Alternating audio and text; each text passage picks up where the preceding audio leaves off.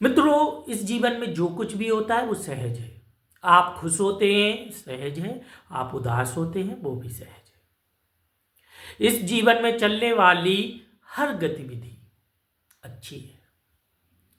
आप स्वस्थ हैं तो अच्छा है, आप बीमार हो गए तो भी कोई बात नहीं, तो भी अच्छा है।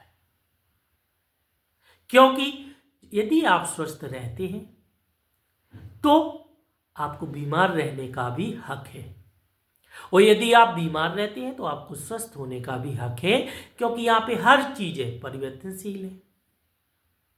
दूसरी चीज, ये जो हमारा शरीर है, हमारा काया है, वो धीरे धीरे खत्म होती है। और जब जो चीज खत्म ही होती है तो हमारा स्वास्थ्य है वो स्थिर कैसे रह सकता।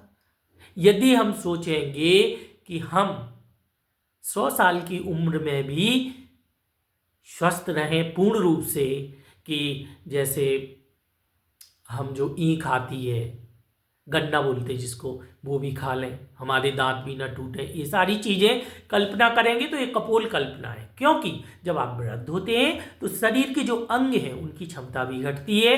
तो आपको इस चीज को स्वीकार करना है। जब आप इस चीज को स्वीकार कर लेंगे तो आपके अंदर जो चीजें घट रही हैं वो कुंठित होने लगेंगी और उनका घटने का क्रम स्लो हो जाएगा। मैं ये तो नहीं कहता कि आप पूर्ण रूप से ठीक हो जाएंगे, लेकिन आंशिक रूप से आप ठीक रहेंगे। आपकी परेशानी, आपकी बीमारी आप पर हावी नहीं होगी, जो आप पर हावी हो जाती है। क्योंकि चीजें तो घटना है, लेकिन यदि आप उन चीजों को एक्सेप्ट कर लेंगे तो वह चीजें अपने प्रभाव को कम कर देंगी, और जब वो प्रभाव को कम कर देंगी तो आपको पहले से बेहतर महसूस होगा।